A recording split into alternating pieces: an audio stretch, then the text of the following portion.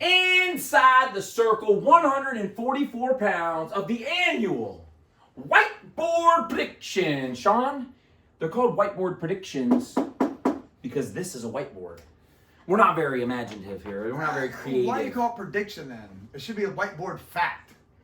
Like, hey, no, Come on, this bro. guy says he's going to win. It's a fact. Okay.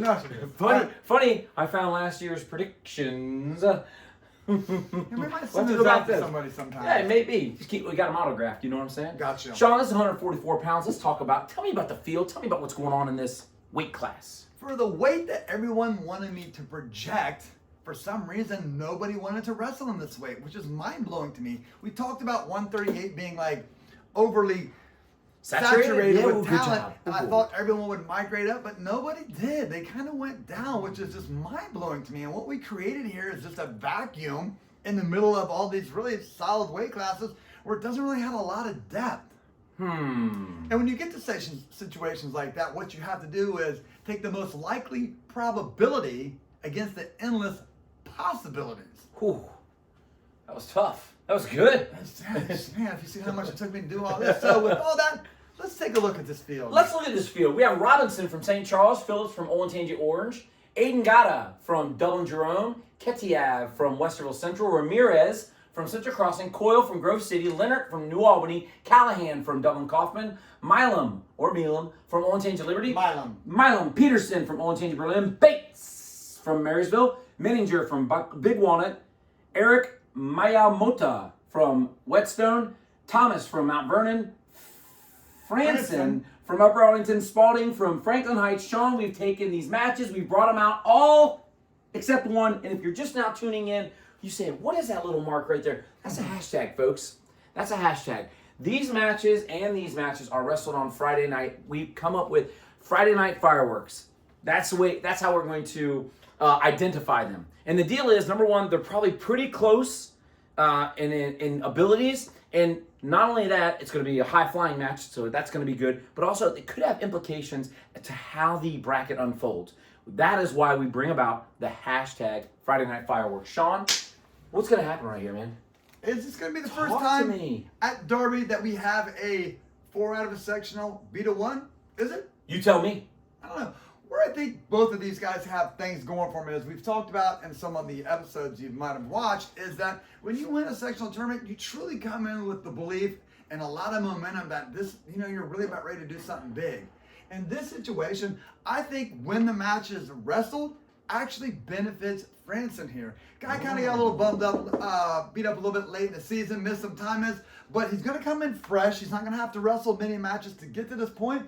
And looking at this bracket, that winner there looks to maybe have an easier path. So this really could be to be a district placer. Again, he's coming out of this without having any worse of wear of earlier matches in that tournament. I mean, it's like a dual meet setting for him. Yeah. But in this situation, I got to go with the sectional champion who's come with a little bit more momentum. We're going to take Spalding, get your foot off the boat, from Franklin Heights. Go Falcons. Go Falcons. All right, Sean, these are our 8. Let's get them out to the semis. Talk to me, baby. Who's got it? We'll start in the bottom here, and we'll stick with Spalding. Woo! Twice through. Now, when was the last time a Franklin Heights wrestler came out to win 2 of them?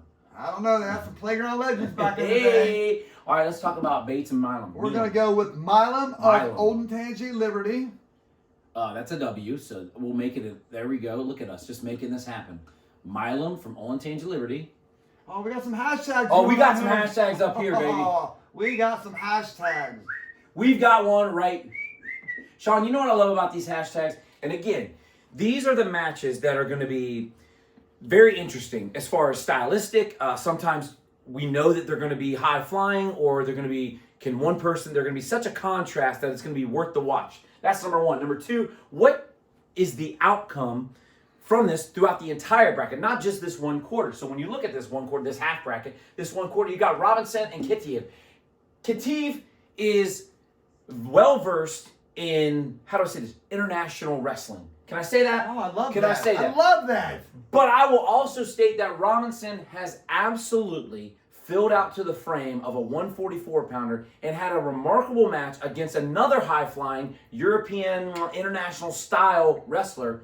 and was able to come out 15-0 on that.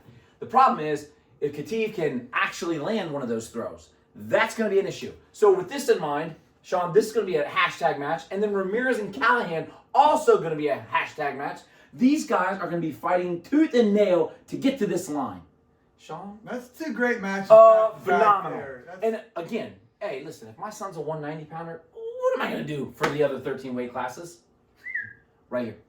Right here. That's what you're going to do. Sean, who's going to win this? Tell me. In the bottom there, we will take Ramirez. Okay. Is that where the dart landed? Is that where the dice rolled? That's where we're going to go with Ramirez of Central Crossing. All right. And as you said, Robinson's really good at this situation. He seems to wrestle within himself, doesn't get extended. I like him in this situation. We're going to go with Robinson of St. Charles. Got it. Now, Sean, let's jump across the way and let's pick up right here in the Constellation semifinals. That's the go-to matches. We're going to have Bates from Marysville. He's going to be taking on... We're going to go down. Not yet. We're going to go down. We're going to have Callahan. Callahan right here. Now, if you're saying to yourself, your car needs some auto parts, Callahan Auto Parts, where it's at.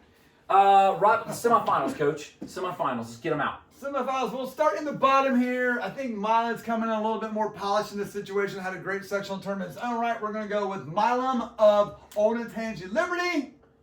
Milam, Olentangy Liberty. They have weight classes for a reason. They do.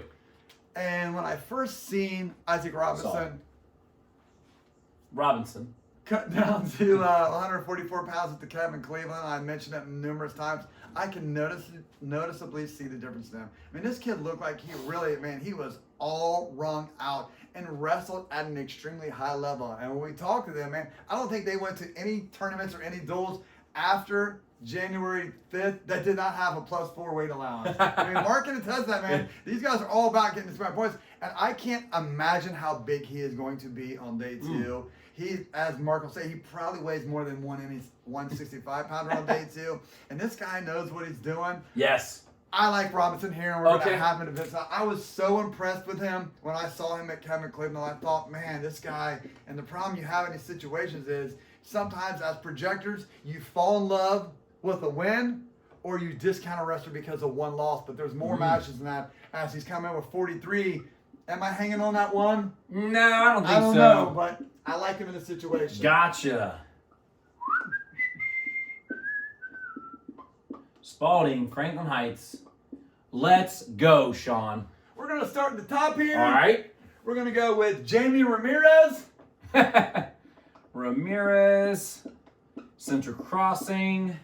There's Bates down here. Go ahead. What about the next one? And the bottom here, Spalding's coming in. He's like, me and Mark saw him. We talked about at the Central Crossing tournament. Mark liked him before that, said he got to watch this guy. Was ultra impressed with me. But Callahan's wrestled a very rugged schedule. I think he's got a little bit more experience in this. And we're going to take him punching his ticket here. Callahan, Dylan Kaufman, and then Spalding's going to come down here. Sean, we are set for 5th, 3rd, and 1st place matches. I'll be home, but tell me what we got here. We are going to go with Bates of Marysville. Bates, Marysville. We're going to have a rematch of the previous night's quarterfinals, if Mark could have caught that, but maybe not. Right there, hashtag match. We're going to go with the same winner here with Ramirez. Ramirez. Boom. What about up here, buddy?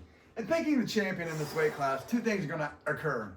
Either I'm just a genius and yet you guys are just figuring it out, or it was complete blind luck. This weight is just that unpredictable to me, although I think the top 4 guys are probably the top 4 guys in interchangeable parts. Gotcha. But it really is going to be hard because of such contrasting styles they have. But for some reason, I just could not get the performance of the Kevin Cleveland out of my head. And I really knew at that time, unless something crazy happened and someone jumped off the page, I knew who my champion was going to be at Derby a month later. And we're going to go with Isaac Robinson. Isaac Robinson. Quick question. Last district champ from St. Charles? Rooney. Yes, I would assume he was. You know when that was? No. Exactly 10 years ago. Boom, I was going to say 2012. To the but day. oh, 10 years ago to the day. How At what about that? weight? Well, he wrestled 133 and got to 152. Yes. Should have my own show. Hey, Sean, 144 pounds, champion Isaac Robinson, St. Charles, 10 runner-up. years ago to the day, Mark. Maybe Milam. there's something in Oh, that. maybe. Oh. Maybe something into Bring that. out the cupcakes, baby. You know they had a new coach that year too? St. Charles did? Yeah, look at that. It's all Oh, coming da, da, together. da. Milam from Olentangy Liberty. Ramirez, Central Crossing in third. Fourth place is Callanan, Dublin Kaufman. Those are your state qualifiers. State alternate is Bates from Marysville. District place winner 6 is Spalding from Franklin Heights. And now you are inside the circle. Yes, you are.